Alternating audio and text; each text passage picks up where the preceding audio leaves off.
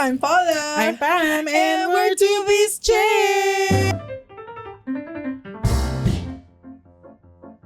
na nagbabalik para sa aming episode 37.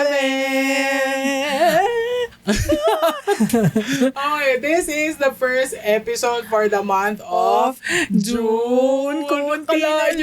Guys, nakakalahating taon na tayo. Oh my gosh, oo nga.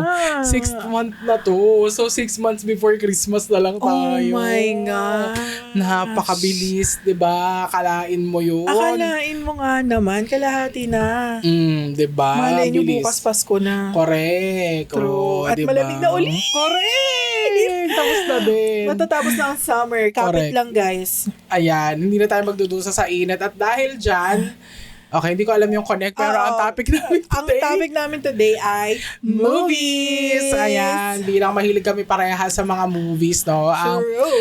Ang pag-uusapan namin dito is, parang marami siyang subtopics sa movies. So, hindi lang mga movies itself, yung ano ba yung mga favorite yung movie, mga theater snacks, ganyan. Movie theater. Ganyan. Tapos, yung mga, sa tingin natin, kailangan, tigilan na Tigilan sa na. movies.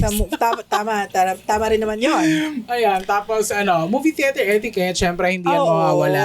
Ayan. True. At ayun, yung aming mga favorites, ayan, syempre, yan yung mga Yes. highlight namin dito. Aming mga favorites and least favorites. Pwede rin naman. Ayan, So, doon na tayo mag-start. Okay. So, doon na tayo mag-start. Ano muna tayo? Best movie of all time, regardless of the genre.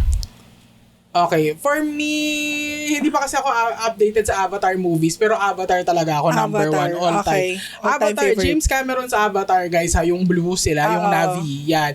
Yung first movie kasi pala yung napapanood ko, hindi ko pa napanood si Way of Water tsaka si Fire and Ash, pero yeah, pa-follow up natin dalawa yan. na yung sequel niya? Yes, yung latest ay Fire and Ash. Yes. Okay. Ayun, hinintay ko lang siyang ma-upload sa Disney Plus. Wala pa kasi. Ang nandun lang yung first movie tsaka yung second movie. Okay. Ayun. Yan. Of all time na yan, regardless of the genre. Yes. Okay. How about yours? Nasabi ko na rin to, ang best favorite movie ko of all time ay The Intern talaga. The Intern. Kasi very heartwarming siya. Robert De Niro yun siya at saka Anne Hathaway. Oo. Yun, very very repeatable siya na movie. Kasi, kahit ulit-ulitin mo. Oo. Nakakaano talaga siya, nakaka-happy na movie. Correct. Ayun, yeah. Ayan. So, dahil dyan, magbibigay din kami ng mga favorite namin na based sa genre. Based sa genre naman. Based sa genre. Tapos kung meron kang Filipino counterpart, mas okay. Okay. Pero kung Pinoy lang din, di okay lang din naman. Kung Pinoy lang or international lang, okay lang. Okay lang. Sige, ang first natin ay drama. Drama. Okay. Best movie na drama genre. Ang dami kasi sa ang dami sa international. Yung mga hardcore drama. Pero ako number 1 sa sa Filipino movies na drama na masasabi ko talagang tumatak sa puso isip ko, Madrasta. Ay, sabi ko na yung Madrasta. Sharon Cuneta yan. Sino Christopher nga De yung Leon. niya dun? Yung anak niya? Anak ni Christopher De Leon? Si Claudine Barreto ba yun? Hindi ako, nakalimutan ko na. Kasi inisip ko baka namimix ko siya sa anak. Diba si Vilma Santos naman yun and Claudine. Pero si Claudine din yata nasa Madrasta eh. Siya rin yata yung panganay na anak dun. Okay. So, ang ibig sabihin ng Madrasta ay? Stepmother. Ayan. So, ayun nga, stepmother So, stepmother si Shawi doon. Si Ate Shawi natin doon. Ayan. Drama sa international. Share ka muna na sa'yo habang iniisip ko yung akin. Ako, hindi ko kasi alam kung ano ba siya. Considered ba siyang drama? Basta yung yung lagi kong maiyak ganun. Kasi parang portion lang yung ang pinaka naalala kong so far nakakaiyak ay I Am Sam. I Am Sam. Okay. Yung siya doon, medyo siya ng spectrum, sino nga? Sean Penn. Tapos yung anak niya doon si Dakota Johnson. Dakota Fanning. Baby pa si Dakota Fanning doon. Baby pa siya doon. Tapos part siya ng spectrum. Tapos anak niya si Dakota Fanning doon. Tapos parang pinaglalaban niya yung custody nung anak niya. Okay. Naalala ko nga. Very siya, Miracle in Cell number 7. Ganong feels. Okay. Sa Filipino movie. Filipino, hindi ako masyadong mahilig sa drama. Sa drama sa Filipino. Kasi alam mo, yung drama ngayon na mga Filipino, ano na siya, yung feeling ko parang indie na lang yung gumagawa. Yung mga indie filmmakers na lang yung gumagawa. Kasi mostly ng mga nasa mainstream, love story, rom-com, diba? Rom-com, yan. comedy, ganyan. Walang masyadong yung drama. Yung heavy drama heavy talaga. drama, oo. Okay. Sige. Naisip ko na ba yung sa internet? Ang dami kasi, marami kasi ako napanood eh. Oo. Pero yung masasabi ko na talagang Pinaka-memorable super siguro. nagpaiyak sa akin. Wala akong ano. Kasi wala akong baka hindi ka maalala. naiiyak kasi wala kang heart. Wala kang puso. Naiiyak naman ako. Pero siguro yung na lang, yung yung pinaka-recent na napanood ko na medyo medyo may pagka-comedy kasi siya. Pero heartwarming din naman, may drama din naman. Fatherhood, si Kevin Hart. Tsaka si Heisenberg. Ay, hindi. Fatherhood. Iba yung iba yung The Upside naman yun, yung okay. movie na yun. Pero yung Fatherhood, yung talaga na-touch ako doon. Although, si Kevin Hart kasi, diba, comedian Comedy, kasi. May pagka-comedy siya, pero heartwarming, pa din siya. Ayun, medyo naiyak nga ako doon. Galing doon ni Kevin Hart. Okay. Fatherhood, yan. Sige, next genre natin ay action. Action, madami yan. Mga FPJ, ganyan. Mga sampala ka lang. Pero sa Tagalog, ang favorite ko na action movie talaga. Tunay na tunay. Tunay na tunay. Mahal pa rin kita. Oh my God. Si yan? Si Mayling. Si Mayling, si Jolina, tsaka si Robin. Robin Padilla. Pangalan ni Robin doon? Nakalimutan mo na. Pero ang favorite basta kong... idol ang tawag sa kanya doon. Ang favorite kong side character doon ay si Baber with Mayling. Na naghahanap siya ng cheeseburger sa palengke. The best. The best. May cheeseburger kayo dito. Oo. Ay, wala kami Tunay dito. na tunay. Yan, yung karakarate doon si Chin Jolina. Ay. Si Chin Ay. Chin Ay. The best. Ayan, so sobrang favorite ko dyan dati. Meron akong crush na Chin Ay, yung pangalan niya sa Nokia 3310 ko. Oh my gosh. Chin Ay. Ayan. Ako, ang favorite ko ay isusumbong kita sa tatay ko. Ayan, Oh my God. Ano yan? Judy Ann FPJ. FPJ. Ayun, The nakakatawa kayo best. susumbong kita sa tatay ko. Nandun yung signature move ni FPJ na yung sunod-sunod na yung sunod-sunod na suntok. Yun. Ayan, tapos sa uppercut. Yung huli nun uppercut. Ayan. So, international, super dami. But I would say yung Mission Impossible series. Series. Pwede yan. naman. Pero ang favorite ko doon sa lahat ng Mission Impossible ay yung Ghost Protocol. Yung number 4. Ghost Protocol. Yan, Okay. Ako, hindi ko alam kung tama pa ba yung genre nito pero parang baka yung mga superhero movies. Counts as action. Ang pinaka nabilib ako sa action scenes ay Shang-Chi. Shang-Chi. True. Ang galing ng action scenes, True. no? Walang tapon. Lalo yung sa bus. Bet ko yun.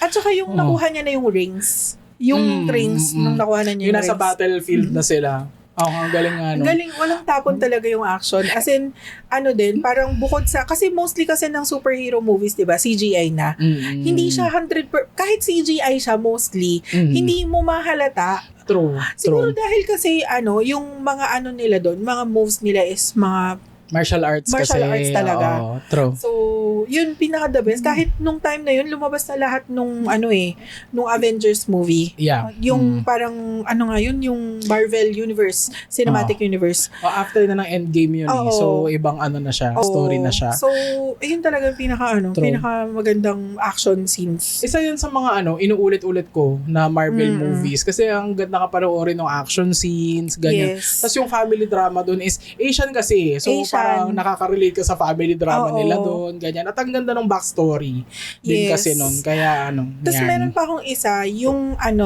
unang Kingsman. Yung unang Kingsman. Yeah. Yung scene sa chapel. Yung tuloy-tuloy siya. Yung tuloy-tuloy siya na fight scene. Ang ganda nga din nun. Maganda yun. Violente yun, pero ang ganda. Yeah. Yun. Yeah. Action. Okay. Grabe yung counterpart ng action. FPJ lang siya sa sa FPJ Robin Padilla yung panglaban natin kay Shang-Chi. Ganong level. Oh. Okay. Anong next natin ay romance. Romance or rom-com siguro. Romance, rom-com. Okay. Rom-com sa international, okay. Madami. Pero ang favorite ko na inuulit-ulit ko is The Backup Plan. Alam mo yun? Jennifer Lopez. Jennifer Lopez, yes. Yun. Yung ano siya doon, parang single siya ng girl na parang gusto niya magkapamilya. Pero wala kasi wala siyang mahanap na jowa. So, nagpa-in vitro siya lang mag-isa. Tapos right after niya magpa-in vitro, nakilala niya yung guy. Yung jowa niya. Yun. Ayun. Maganda yung movie na yun. Sobrang gaan lang din nun. Oo. Panoorin, ganyan. Tapos very repeatable nga siya na movie. Tapos ang ano kasi doon, ang kulit din kasi ng supporting cast dun sila Melissa McCarthy. Sila yung nag-add ng comedy dun sa sa movie. Yan, maganda. Yan, Backup Plan. Sa Filipino movies, masasabi ko na rom-com talaga. Rom-com gold for me is A Very Special Love. Yes, tama din naman. Yes, Laida Matalas and Sir si Miggy Miggy. Montenegro. Yan talaga. For me, yun. Talaga, walang tatalo. Okay. Yan talaga, for me, yun ang Filipino crown jewel ng rom-com. Okay. Ako mahilig kasi ako sa rom-com na mga, tas ang pinaka-favorite ko na trope sa rom-com ay enemies to lovers. Yung favorite ko na kaya hindi ko maalala yung mga specific na ganun yung niya. Pero in general, ganun yung mga gusto kong movies. Yung magkaaway sila tas magiging sila sa ending. Yun, wala akong maalala na specific movie. Pero usually ganun. Tapos syempre sa mga Pinoy movies, syempre lahat ng Catherine Bernardo.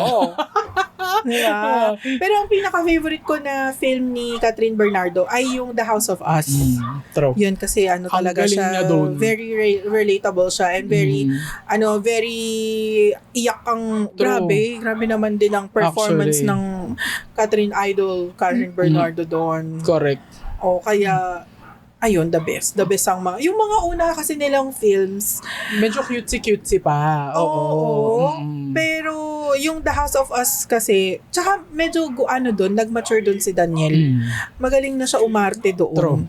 In fairness naman. So, ayun ang favorite ko na romance. Kasi hindi siya comedy eh. Oo, drama talaga siya. Mostly drama. Yes. Sa international, wala kang ma-name na wala akong maalala na Even Korean, K-drama. Kasi kung K-drama, business proposal yan. Business proposal. The best talaga yan. Kahit ulit-ulitin mo, walang tapon series talaga. Series yun or movie? Series siya. Galing siyang manhwa. Alam mo yung manhwa? Yung comics ng Ganun siya. Manhwa nga ba siya o webtoon? Parang ganun. Parang, tas ginawa nilang live action. The best yun. The best din naman ang okay, the business proposal. Okay, next. Ang next natin ay thriller. Ang dami niyan. Thriller. Okay, I don't think I've seen any Filipino movie na thriller. Bahay ni Lola. Hindi, horror. Okay, parang wala pa akong na-experience na thriller na kasi Filipino. Kasi hindi naman masyado kasi hindi tayo masyado gumagawa. True. Okay, so sa na lang, international, mandami. Pero yung latest na talagang super, oh my God, Old Boy. Oh my God, panoorin nyo guys, it's a Korean movie. So, grabe, hindi na magkukwento. Basta ang ganda niya. Sobrang ganda ng storytelling. Tapos, hindi mo siya mahuhulaan talaga. Kahit sabihin mo, ang dami mo nang mapanood. Kaya yung, talaga yung mind blown talaga pagdating sa dulo. Yun, isa yun. Tsaka, siguro, honorable mention sa thriller ay, ano ba to? Nakalimutan ko na. Sige, ikaw muna. Ako, ang pinaka mind blown ay Forgotten. Korean din yan. Korean na siya. Si Kang Hanul. Korean movie siya. May mga jump scare lang doon. Nabuti na lang ikaw ang unang nanood nun kasi na-warningan na ako sa jump scare. So alam ko na kung kailan ako pipikit.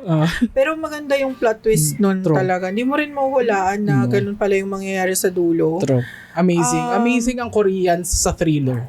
Yes. Yung isa pa, yung Parasite. Yes, Parasite. Oo, Oscar Parasite. winning, yeah. Si ano yun, si Choi, basta hindi ko na maalala. Medyo ang mahirap pangalan niya. Pero i-tanda pangalan nila. maganda yung movie na yun. At saka yung ano niya kasi, yung socio-political significance niya. Yes. True. Super. Tapos parang hindi mo siya may expect for a Korean movie kasi it's all kasi diba sa Korean din sila, more on love story din sila. Tapos hindi mapapakita dun yung parang dark side ng Korea. True. Sa yung normal na mga K-drama. Pero dun sa Parasite pinakita like kung saan sila nakatira, na nasa ilalim sila, yung bintana nila nasa level ng street ganon. Yung sahig ng street. Oo. So, ayun. Yun yung isa din sa honorable mention. Pag thriller talaga okay mga Asian Asian, bukod true. lang sa Pinoy kasi wala nga talaga. Wala tayong masyadong meron siguro pero hindi lang siya masyadong maingay siguro. Oo. Ay, naalala ko na yung honorable mention ko, Perfect Stranger. Yan. Halle Berry. Ay, hindi ko alam yan. Ayan, panoorin nyo. Maganda yung thriller na yan. Ang nag-recommend sa kanya si Jeremy Lacino. Shoutout sa'yo, okay. Amil. Ayan. Ayun, maganda. Nasa Netflix yata yan. Basta it's a 90s movie. Okay. Ang ganda. Basta maganda yun. Sa sa English na movie naman, ang pinaka naalala ko is Fractured. Netflix film yun. Yes. Sam Worthington. Si Sam Worthington, siya yung bida sa Avatar. Siya yung lalaki doon, si Jake. Oo nga, diba? Kaya pala familiar siya. Oo. Yun, siya yun. Maganda yung Fractured, guys. Maganda yung Fractured. Hindi mo rin ma-expect yung dulo nun, yung plot twist niya. True. So, yun. Sa Pinoy naman, wala naman tayo masyado. Wala masyado. So, skip na lang yan siya. Comedy. Okay. Sa Filipino, ako talaga, marami sa Filipino kasi sagana tayo sa comedy. Pero ako talaga, yung masasabi kong comedy na super na-enjoy ko, pinaulit-ulit ko dati, is yung Kung Ayaw Mo, Wag Mo. Kung ayaw Maricel mo. Soriano. Oh my God, si Sir Montano! Hindi. Hindi, iba pa yun. Si ano ba yan? Kung ayaw mo, wag mo? Si Marvin Agustin, Jolina Magdangal. Yes! Cecil. Si Ditas. Ayun, yung siya. Si Cecil yung anak niya, yung kapatid niya. Hindi. Anong pangalan ni doon? Nakalimutan ko na yung pangalan doon ni Maricel Soriano. Basta mag-ate sila. Di ba Cecil siya? Pero anyway. Basta mag-ate sila, di ba? Ate doon si Maricel Soriano. Tapos kapatid, younger sibling niya si Jolina. Tapos parang ang protective kasi noon ni Maricel Soriano kay... Tapos ang love team niya doon ay si Albert Martinez. Hindi, William Martinez. William Martinez. Oo, ayun. Ayun. Ang funny nun. Kasi siya, hindi siya, papakipot siya doon. Ex niya kasi si doon. Ex niya si William. Ayun, kaya na funny. Sobrang funny din kasi ng doon, ng mga eksena doon, ganyan. Ako, ang pinaka naalala kong, yung walang tapon na comedy. Kasi minsan, yung comedy kasi ngayon, medyo pilit na May iba nga. Yung talaga, yung, ang tawag dyan, yung natural, yung kay Babalu, at saka yung kay Redford White. Any Babalu, Redford White comedy. Meron sila yung basta yung mahaba yung title nun Basta silang dalawa, partner sila lagi, si Babalu tsaka si Redford White. Tapos parang siya, hindi siya scripted. Parang siyang adlib lagi. Pag silang dalawa, laging parang adlib lang. Tapos parang normal lang yung mga banat nila. True. Ayun. I-search nyo nga kasi parang nakakalimutan na si Babalu at Redford White. Yeah. Pero funny talaga sila. Merong mga memes, guys, na sinishare nyo na sila yun. Yan. So, look yung mga legends yan sa amin, sila Babalu. Although baka sobrang labo na nung mga kopya ng mga movies nila. Kasi pero old na kasi. Funny ng humor talaga nila. Sila ang nagpalaki sa amin yan. True. Redford White, si Rene Requestas, Dolphy. Yan. Actually, si Dolphy din Very din ng niya. Very natural siya mag-comedy. Yung comedy niya. So, hindi siya yung pilit na, Bet ko yung yung Wanted Perfect Father. Yung nagpanggap siya na babae siya. Oo, parang Mr. Doubtfire. Parang Mrs. Doubtfire. Mrs. Doubtfire pala. Parang Mrs. Doubtfire natin. Oo. Parang ganun, niya dun ang galing niya dun. Nakakatawa din yun. Ang pinaka-favorite ko na movie ni Dolphy, although hindi siya 100% comedy, yung Daddy Yo, Baby Yo. Daddy Yo, Baby Yo. Si Serena Dalrymple yung kasama niya doon, yung anak niya. Tapos nagbebenta sila ng, meron siyang doon bisikleta doon ice cream ba? Ice cream or tinapay, hindi ko alam. Ayun. Basta yun. Tapos, Daddy Yo, Baby Yo. ayun, yun ang ko. Kasi medyo may pagka-drama din yun eh. Oo, true. Kaya Very siya, family parang family movie, ganyan. Pero the best yan, meron nga ngayon, lumalabas yung mga lumang clips ng palibasa lalaki ba yun? Hindi ko alam yung anak niya si Claudine Barreto, tas sila Aga Mulak nandun. Agot Isidro. Okay, Doc. Okay, Doc ba? Yun. Okay, Doc. Ang tatay doon si Babalu. Tapos parang, di ba? Si Popsi. Tapos ang anak niya doon, si Agot Isidro, si Claudine, Barreto, si Paolo Pao Contis, Contis, tsaka si Camille. Camille Prats ba? Si Camille Prats ata yung isa. Basta meron pa isang bata eh. Tapos ang jowa ni Agot Isidro doon, si Aga. Mulak. Oo. Doon, yung Okay, Doc na movie eh. Tapos nandun din si Babalu? Oo, nandun si Babalu. Okay. Merong movie nakakatawa din yun. Ayun, funny talaga si Babalu. True. Ayun. Next na genre natin ay adventure. Wait lang, nag-share ba tayo ng comedy ng international movie? Ay, international pala, sorry. Okay. Comedy international movie. Ito talaga favorite ko. Simula nung napanood ko to, sobrang ko na siya. Talagang isa rin to sa mga pinauulit-ulit ko na movie, The Other Woman. Ano yun? Alam mo yun, si Cameron Diaz. Yung si Cameron Diaz, tsaka yung gumanap na Jamie Lannister, si Nicolas Schwarzenegger. The Other Woman. Tapos si Jennifer... hindi si Jennifer Hudson. Kate Hudson. Hindi si Kate Hudson. Kate Upton. Ayan. Siya, tapos si Leslie Mann yung isa. Parang, sobrang funny. Di ba tayo mahilig tayo sa kabit movies? Pero yung kabit movies kasi natin, hostile yung niya eh. Pero yung itong movie na to, sobrang naging friends silang tatlo. Yung asawa, tapos yung dalawang kabit. Sino yung tunay na asawa? Si Leslie Mann? Si Leslie Mann, yung totoong asawa. Tapos ang unang kabit number 1 si Cameron Diaz, si number 2 si Kate Upton. Okay. Tapos nag-team up sila para i-bring down yung lalaki. Okay. Si Nicolas Coster-Waldau daw, yung si Jamie Lannister. Oo. Tawa ako dun sa movie na. Kasi sobrang funny talaga. Sobrang funny ng mga eksena dun. Tapos ang galing din kasi mag-comedy ni Leslie Mann sa totoo. Tsaka ni Cameron Diaz. Totoo din naman. Ayun. Ako, ang pinaka-funny siguro for me is, kasi parang yung iba may halong comedy, tas may halong action ganyan. Oo. Ang kasi yung pinaka natawa ko, or nagets ko lang yung humor siguro, yung Deadpool. Oo. Kasi parang dark humor. Dark humor si si Ryan Reynolds. So parang na-enjoy ko yung Deadpool. yung una. One. Deadpool 1. Okay. Pero okay din yung 2 eh kasi nahaluan siya ni ni Thanos. Tuba yung kay si Cable.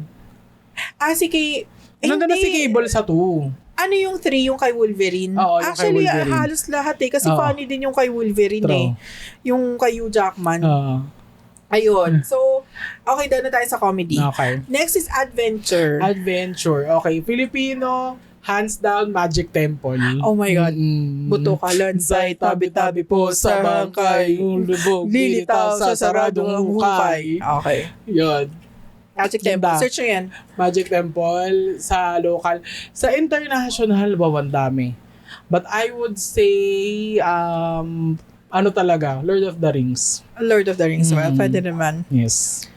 Ako, may adventure ba bukod sa Magic Temple? Parang wala naman. Parang wala naman din. Or siguro hindi ko lang or baka meron, hindi lang natin napanood. Hindi ko lang maalala, hindi siya masyadong tumatak, ganun. Pero sa international, nakakatawa din kasi yung ano ba yun? Yung kay Dwayne Johnson, tsaka kay Ryan Reynolds, tsaka kay Gal Gadot. Red Notice. Red Notice, yan. Funny din yun. Tsaka yung Jumanji. Jumanji. Oo. Yung bagong Jumanji. Sila Dwayne Johnson na Jumanji. Dwayne Johnson, Kevin Hart. Kevin Hart. Sino yung isa? Jack Black. Jack Black. Karen Ayan. Gillan. Yan sila. Funny. Yan ang gusto kong adventure na movie. Yun na yun. Wala nang horror. Wala akong ambag doon, pero hindi sige. ako masyadong, hindi nga rin kami masyadong horror. Pero yung na-appreciate ko talaga is feng shui sa Filipino. Ay, oo, grabe. Yun talaga, winner. Oo. Winner yun talaga. Kasi ang ganda ng story. Sinong nun? Alam mo kung sinong director nun? Chito Ronyo, sabi niya eh. Yan. Pag Chito Ronyo talaga, iba. Oo. So, yun talaga. Yung feng shui ito medyo pilit na. Oo. So, doon tayo sa one. Doon talaga, sobrang ganda ng kwento. Tapos, mararamdaman mo talaga na gawang Pilipino. Oo. Yung feng shui. Tapos, ayun. Tsaka nakakatakot din kasi yung mumo doon. Si Lotus Feet. Si Lotus Feet. Yung talagang nakakatrauma yun siya. Totoo din naman. Yun. Tsaka, ang galing din kasi ng mga actors na nakas doon. Chris Aquino. Lot De Leon. Yan. Super ganda. Panoorin nyo guys. Feng Shui. International na horror. Okay, I would say trauma-inducing Shutter. Ay, oo. Shutter.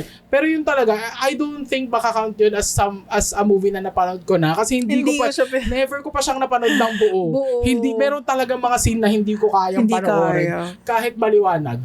Hindi. Oo. True din naman. Sobrang scary kasi talaga. Scary shit talaga yun. Yun, for me, Shutter. Siguro, honorable mention si Coming Soon. Hindi ko alam yun.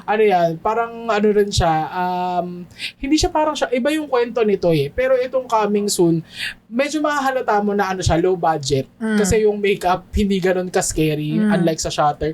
Pero ang ganda kasi ng kwento nun. Search nyo guys, medyo matagal na yung movie na yan pero maganda. Coming Soon ang title sa Thai movie. Siguro pero agree ako dun sa Shutter and sa Feng Shui. Kasi yun talaga, iniwasan ko talaga yun, actively. Kasi, hirap talaga. Parang hindi na ako makakatulog talaga nun. Pero, hindi ako nanonood masyado ng horror. Pero I guess, i-count na lang natin sa horror yung mga zombie movies. Yan, pwede naman. Yeah. Sa dami ng zombie movies, guys, of course, ang OG natin ay Resident Evil Forever and Ever. Pero, in terms of kung paano nila dinipict maybe yung mga zombie, Train to Busan. Yes. Diba? Yes. No, Train to Busan talaga. At saka okay din yung World War Z. Yeah. Kasi ang iba naman dun, nananakbo yung zombie, guys. Nananakbo. Kasi sa Train to Busan din naman, tumatakbo, diba? Mabilis din yung zombies doon. Nananakbo. Kasi usually yung zombie sa Resident Evil na nakagisnan natin, mabagal sila kasi syempre deads na nga sila, diba? Tapos nabuhay lang sila. Pero grabe yung mga bagong zombie ngayon. Legit nananakbo yung nila. Yung sa World War Z kasi talagang grabe, swarm ng Truth. Kaya parang yun yung parang pinaka magandang zombie movie na in fairness din naman. And then yung mga iba, hindi ko alam kung anong yun, pero maganda din yung Bird Box. Bird Box. It's a thriller. Sandra Bullock. Yeah. Ganda yun. Ayan. So, since natapos na tayo sa best movie, mag-mention din tayo ng pinaka-pangit na movie. Least favorite movie na kahit anong genre na yan. Kahit anong genre na lang, okay. Yung pinakawalang kwentang okay. Recently, ang pinakawalang kwenta na napanood ko ay Great White ang title. So, creature feature to na Shark. Great White, syempre, yun yung title. Yun yung mga kalaban dito, ganyan. Mga kalaban. Kala mo naman, inaano ka ng Great White. Ikaw nga yung gumagambala dun eh. Ikaw nga nag-swimming dun sa lugar nila. Ayun. Parang yun yung mga creatures dito sa movie na to. Hindi ko siya nagustuhan kasi parang may understanding ako kahit papaano ng shark biology, ganyan, kasi background. Bilang dissect ka ng shark. Bilang nag-dissect ako ng shark, pero hindi pa naman ako nakapag-swimming with a shark. Siguro may bias ako. Pero kasi, masyadong unrealistic, hindi na believable yung mga nangyayari doon. Parang sabi ko, okay, parang talaga ba na Ah, talaga ba na 40 feet under ka? 40 feet is malayo malala. Talaga bang 40 feet under ka, may mga nagsumisircle na great white. At hindi ko alam kung bakit ang daming great whites. Great whites are lone lone hunters. animals. Apex predator sila. Wala ka nakikitang apex predator na grupo sila. Magkakagalit sila, guys. So, pag naghahunt sila, isa lang dapat. Doon parang ang dami. Sabi ko, bull shark. Akala ko great white. Ang bull sharks yun ang pack hunters. Pero ang great white, mag-isa lang, lone lang. Sabi ko, ba't ang dami nila? Tapos nabuhay siya. Alam mo kung paano siya nabuhay? Merong pumunta sa kanya na nag-blow ng oxygen, as in mouth to mouth, under the sea. Under the sea. Correct. Alam mo siguro kung lumabas dun si Little Mermaid, maniniwala ako dun sa nangyari, pero hindi. Parang siya, hindi siya believable. Hindi nga. Parang diba? Kung kung magke-create ka ng ganun, siguro mag-establish ka ng science behind it. Kung hindi mo gagamitin yung normal na science. True din naman. Parang at least maniwala ako sa sinasabi mo, diba? Kasi mo yan, movie mo yan, so mundo mo yan, ikaw mag-build. Ituro mo sa akin yung rules para hindi ako naku-confuse. Kasi going in, ang alam kong rules, yung rules ng real world. Diba sabi ko, so bakit ganyan? Tapos sabi ko, okay, nabuhay ka pa 40 feet underwater, may nag-swimming sa'yo doon, binigyan ka ng oxygen manually. Tapos nabuhay kayo kahit may 2 great white na nandun. Hindi ko tanggap. Galing saan yung oxygen? Sa bibig? Sa bibig niya, parang huminga siya, bumaba. Tama ba yun? Hindi ba carbon dioxide na yun paglabas? Kaya nga, alam mo, kung magmamouth-to-mouth resuscitation ka, yung ganun nga, yung bibigyan mo ng hangin using your mouth, sa open air, di ba? Sa land mo gawin. Yeah. Pero sa tubig, magagawa mo ba yun sa tubig? Parang sabi ko lang, ayun. After nun, pag meron akong movie na hindi ko nagugustuhan, binibilisan ko yung playback para mabilis siyang matapos. Iba ang playback is 1. Times 2. Naka-times 2 siya para mabilis siyang matapos. Ganun. Para matapos ko lang. Ganun. Kasi hindi ako nagre-review, nanonood ng movie, tas magko-comment ako ng hindi ko naman siya napanood. Ganun. So, ayun, tinatapos ko siya nang nakamabilis na lang, ganun. Ayun, so excited pa naman ako dun sa movie na yun kasi ang hype dun sa trailer. Sabi, parang ang ganda nito. Kasi ang ganda nung trailer pagdating dun sa movie. Okay. Ayun, least favorite ko. That's just one of the many. Ito lang yung recent kasi na natandaan ko. Sa'yo. Ako sa international, hindi ko na alam mo, sa sobrang forgettable niya, hindi ko maalala yung niya. Hindi ko maalala yung title niya. Describe mo, baka alam ko. Naalala mo, meron akong sinabi sa'yo, tinanong ko kung paano mag-download ng movie kasi meron akong i-download na movie. Tapos sinabi ko sa'yo yung title ng movie. Yun na, I can remember. Basta siya, parang, hindi ko maalala na din kung sino yung artista doon. Parang feeling ko yung artista doon ay siya, sikat siya. Sikat ba? Sikat siya. Feeling ko. Di ko maalala yung mukha niya eh. Basta siya, meron siyang jowa na parang controlling. Tapos, parang gusto niyang makaget out doon sa relationship na yon. Pero hindi niya kayang, wala siyang lakas ng loob. So, ang ginawa nilang magkakaibigan, nag-rent sila ng parang Airbnb sa woods. Ganyan. Tapos, parang in-intervention nila. Tapos ang ending, nagkabalikan din sila nung, di ba, parang anong point ang movie na to? Anong point? Si Anna Kendrick ba to? Hindi. Hindi ko alam kung Anna Kendrick. Parang Anna Kendrick. Alice Darling? Ayan. Yan siya. Hindi ko ma-understand. Hindi ko alam kung nagkabalikan sila doon or parang sinundo siya tas parang nag-no siya tas parang okay na siya. Ganun. Wala siyang point talaga. Okay. Kasi parang iniisip ko, parang baka meron siyang yung psychology yung psychology behind yung ganun, bakit siya ganun mag-isip na bakit lagi siyang prim and proper, lagi siyang perfect, ganun. Di man lang in-explain yun. As wala, parang nagsayang ako ng 2 hours doon. 2 hours siya? 1 hour 30 minutes. Okay. Ayun, tas sa naman, Filipino movies talaga, oh my God. As in, ito ay talagang, bad acting lang talaga. One Great Love. Game joke? Oh my God, guys. Actually, same. One Great Love talaga. Si Dennis Trillo yun. Tsaka si Kim Chu. Kim Chu siya yung yung isa pa. Yung sa CSA din Nakalimutan ko na na to eh. Moreno. CSA Moreno. CSA din siya na na graduate. Tapos Moreno siya, higher batch mo. Lalaki na JC pogi. De Vera. JC De Vera, yan.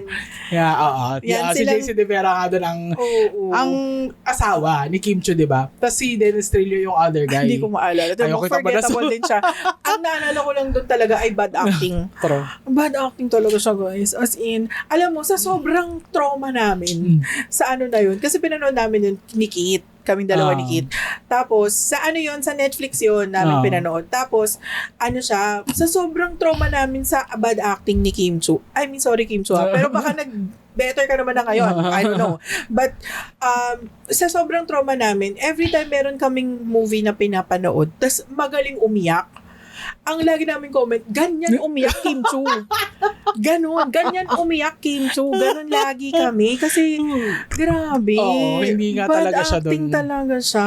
I guess siguro, nung time na yun, nung ginawa nila yun, hindi pa sila masyado, siguro, magaling mag-act. Kulang pa ng workshops, I think. But, ayun, bad acting talaga siya. As in, sayang 1 hour 30 minutes ko na, umiyak ka naman girl, yung hindi yung nakasquint ka lang dyan forever and ever. Gano'n. So, ayun talaga. okay. Ang ambag ko dyan, well, agree sa One Great Love. One Great Love. Agree sa One Great Love. Ang isa pa na least favorite ko Pinoy movie, A Faraway Land. Ano yun? Paolo Contes yan Santos. Yan. Ito yung sa Faroe Islands ginawa. Yan. Okay. Oo, Hindi ko napanood yan. Nasa Netflix to eh. Hindi to ayan, Faroe Islands nga siya ginawa at hindi siya nailigtas nung scenic view Ng ng Faroe Islands. Yes. Kasi bukod sa subpar, hindi naman bad, pero subpar lang talaga yung acting doon ni Yen. Si Paolo Contes kasi veterano na si Paolo Contes sa sa industriya. So alam mo na talagang marunong siyang umarte. Hindi nga lang niya nabuhat si Yen that time in terms of acting. At ang pangit din kasi ng kwento nun. As in, Babaw. Hindi naman. Yes, parang siya, parang if you're someone na, siguro kung nakaka-relate ka sa ganong drama na may asawa ka, tapos merong iba na ganyan-ganyan, na, okay, ganyan, naiintindihan ko yung pagiging marupok niya, Ako kasi parang, this is so tired na trope, okay. Tapos, wala, ang ending din, hindi rin naman sila nagkatuluyan. Wala namang naglakas loob sa kanila na, di ba? So, sinayang yung oras namin. Anong point? Di ba? Anong What's point? the point of all of this? Tapos ang din naman, wala rin naman silang character development nung dulo. Ganun pa rin naman sila. Oo. Okay, bye. No. Speaking of that, parang na natin dito yung mga yung mga pet peeves natin sa movie. Sa movie. Yung mga pet Sige. peeves natin. Ako, number 1 pet peeve ko sa movie, yung yung continuing niya, yung Continuity error. ayan, ganyan. continuity error. Like for example, yung araw, yung araw today maikli, parang mahaba yung buhok ng babae. Tapos yung the next day, or baliktad maikli yung buhok niya, the next day haba ng buhok niya. Yung mga ganong error na Tapos hindi sobrang na simple. i-explain. Tapos na-explain. Tapos, pati yung error sa timeline. Like, for example, yung kwento is, today, parang naglasing ka, tapos the next day may hangover ka. Tapos, dun sa next scene, yung kausap mo, isasabihin sa'yo is nawala ka for weeks. Kung kahapon lang magkasama kayo, di ba nga naglalasing? Di ba parang yung gano'n na hindi tama yung timeline ng script? Or siguro hindi man lang in-explain na hindi naman the next day nag-usap na ulit sila. Di ba? Yung gano'n yung or may twist ba? Kaya gano'n. Yun isa pag sa hindi mga pag hindi na i-explain. Of course, bad acting is Bad number acting. 1. Lalo na yung Si Kim Chu. ang ayoko talaga, yung cringe talaga sa akin, yung iyak, tapos yung yung pinipili ko pinipili ko tumulong. Ang gano'n na iyak.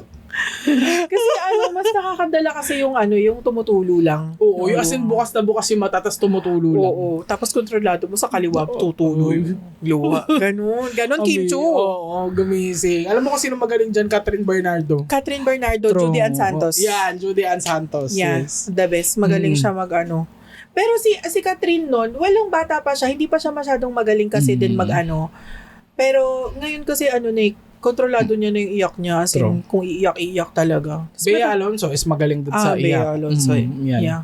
Okay din sila. Diba? Yan ang mga bad acting talaga. Bad acting. Pet peeve. Ano agree. pang pet peeve mo sa ano? Ako sa movies, yung mga yung adventure movie ka, pero wala kang ka-explain ng adventure. Alam mo yun? Ano to Fantasy Island, yung reboot ng Fantasy Island, yun yung kinainisan ko. Ang ganda sana ng kwento nun. Si ano ba yan? Si Lucy Hale. Lucy Hale. Yun. Oh, yes. Parang ang ganda sana kasi yung Sino nga yung may-ari ng island dun? si Mr. Hindi, sino artista siya? Di ba sikat siya? Hindi. Oo, nakalimutan ko na sino nga yung gumanap Naka-white dun. siya na tuxedo. Oo, kasi nandun din si Maggie Q Maggie Q. Oh. Tapos yung sino nga yung si Luis Peña, yung sa Ayun Ant-Man yan. si Luis Peña, Luis siya yung Peña. doon, siya yung ng island, yung Oo. namamahala doon. Ay, tignan mo ang powerhouse, Luis Peña, Maggie Q, Lucy Oo. Hale.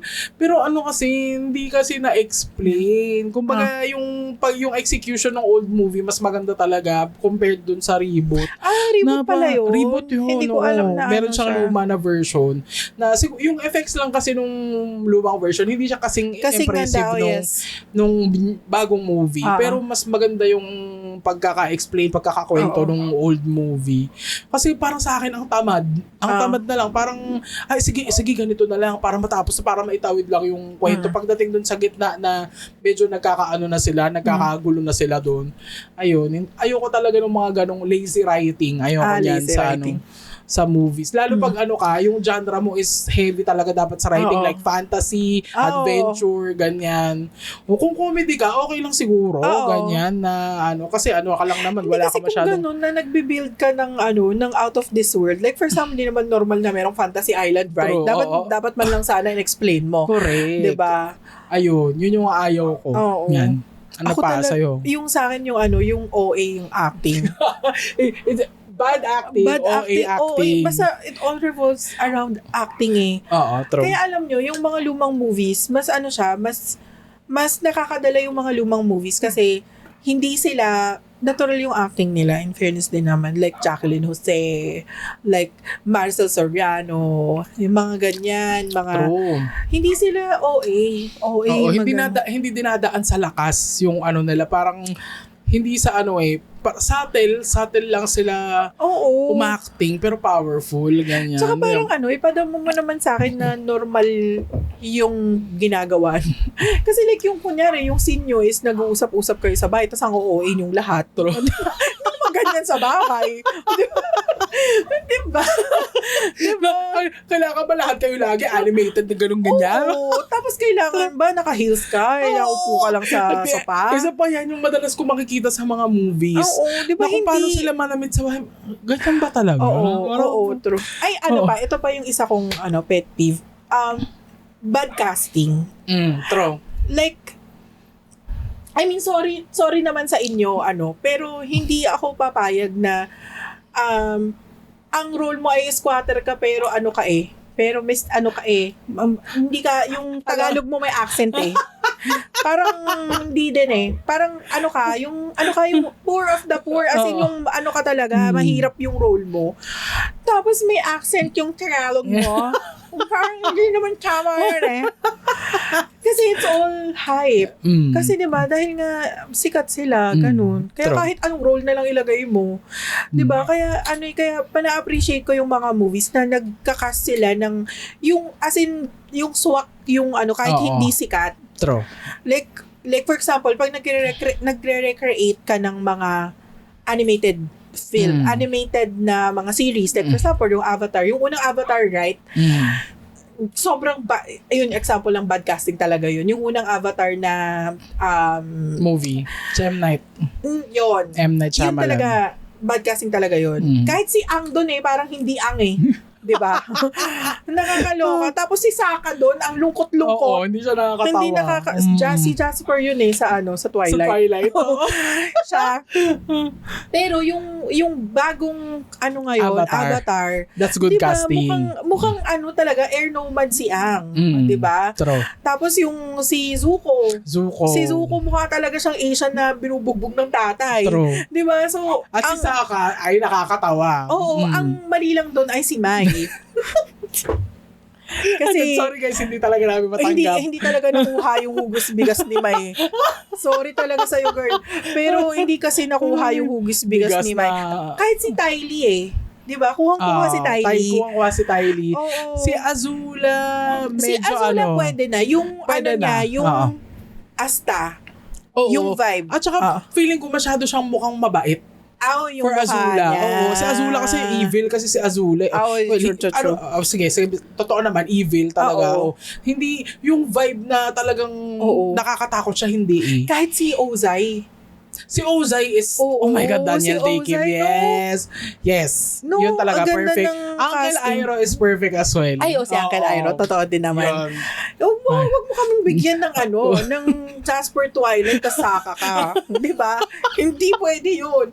Tapos, ang nakatira ka sa sa squatter, tapos hindi mo masabi ng Tagalog ng straight yung Tagalog mo. Cannot be, girl. Hindi pwede. Yung arm mo, walang rule, no? Walang rule. Tapos magsasaka ka sa puti-puti mo. Hindi pwede yun. Dapat maitim ka din. Kasi di ba, nakabilad ka sa Nakabilad ka araw. nga eh. Oo. Unless yung SPF mo ay 300. Ano ba? Bad casting talaga. True. Kaya na-appreciate ko yung mga movies na nagka-cast talaga sila based sa kung paano yung character, True. kahit i-sacrifice nila kung kung Sikat or hindi. In a lot of indie movies do that. Na, In fairness, yung mga recreation ngayon ng mga like yung mga anime, ang ganda ng casting nila. In fairness naman, like yung One Piece, sobrang swak yung nila. Medyo sablay lang ng konti si Vivi doon, pero Sino si Vivi? yung blue yung buhok. Okay. Si Vivi kasi is, pero parang sa akin kasi makes sense. Parang nasabi ko na to before. Makes sense kasi si Vivi kasi sa anime, maputi siya. Yung kinas nila is dark. Ito pala yung nag-backlash, ng backlash. Pero sa akin, for me, makes sense kasi nakatira siya sa desert. Desert island yung Alabasta. Ayun naman pala. So parang makes sense, right? So, parang it's an improvement upon the parang sa akin makes sense. Original Siguro, material. parang kino-compare lang niya apples sa apples kasi yung nasa anime and yung yung nasa live action. Okay. Ayun. So may pet peeves ka pa sa Pet peeves sa movies ano yung nasabi ko, yung hindi na-explain ganyan na yung lazy writing. Lazy writing, ayan ayoko rin ng bad casting, overacting. OA, no? Oo, tsaka yung OA cringe ganun. Parang imbis na alam mo yung para kang nakinig sa radyo ng masyado mong nalakasan yung volume. Ganon. Yung cringe na nararamdaman mo pag masyado mong hindi mo na control yung may physical siya. Lakas. Ganon. Ganon yung reaction talaga sa sa overacting. Na okay, ganyan. Ako wala naman na akong maisip na pet peeve. Yun na yun. Talagang agree na sa nasa acting talaga siya. Acting, writing, yan, casting. Writing, casting. Yan. Yeah. Saka basta, yung mga dyan, ayusin nyo. Kung baka sabi naman ako, alam mo naman, galing umacting. Oy, pero ang galing natin umacting dun sa sa April Fools. Marami tayong di ba nagkagulo kayo? Oo, it only goes to show na hindi nyo pinapanood ng buo yung episode, guys. Panoorin nyo, tapusin nyo ng 1 hour. Play nyo lang kami sa background. Okay, so, ayan, ang namin, ang mga insights namin sa mga movies as mga people na mahilig manood ng movies in times 2 speed. Pag hindi maganda. Times 2 mo, girl. I'm not sorry. Talagang nagpe-playback times 2 ako pag hindi maganda. Oo. So, yun, ang moral lesson natin today ay wag kang kakain ng chicharon sa sinihan. Okay. Huwag kang magdala ng kanin at ulam. Huwag kang magdala ng rice meal. And, ito pa pala, tip ko, kung kaya nyo magbayad ng Director's Club, magbayad kayong Director's Club. Kasi super worth it, guys. The best. Lalo na kapag maganda yung movie na papanoorin nyo. Tsaka make sure na kung magde-Director's Club kayo, hindi kayo puyat. Kasi more chance na makakatulog kayo. Sa sobrang comfy nun. Oo. Lalo na yung mga bagong Director's Club ngayon. Kasi bago pa yung mga lazy boy nila. True. Ayun, lesson learned. Lesson learned sa sinehan, wag kang maingay. Huwag kang maingay. Ayusin mo yung buhay mo. Just be a responsible moviegoer, guys. Just like what we Ganyan. always tell you, do not inconvenience other people. Ayan, yun lang naman talaga dito sa movies na to. At pinibigyan ko kayo ng permiso na mag times 2 playback kung hindi maganda yung movie. Yes. Huwag niyong sayangin yung oras niyo. Helpful tip yan. Helpful tip. Helpful tip. Si times 2 playback ay para lamang sa mga ok-ok na katulad ko na gusto yung tapusin yung movie. But you're free also to just stop. Kung hindi Pwede nyo rin namang stop. tigilan din. True. Hindi naman required Ayan. tapusin, hindi mag-error. Oo. Kasi ako lang yung nagre-require sa sarili ko na tapusin yung movie. Okay. So, kung nakaabot ka sa portion na to ng episode na to, ang i-comment natin sa baba ay Nacho King! Baka naman! Hashtag Nacho King. Padala nyo kami ng maraming cheese powder. Yes, padala nyo kami ng cheese powder. Okay, Ayan, so oo. every episode meron tayong sponsor na minamanifest. True. Okay. So, ayan, with that, we're ending this episode and good luck sa start ng June mo. Yes. At sana malampasan natin ang summer together, okay? Correct. With that, thank you so much. Like, follow, share. Sige na. Like, follow, share, subscribe, comment, lahat na. Lahat ng gusto nyo gawin nyo, okay? Magpakasaya kayo. Sige na, bye!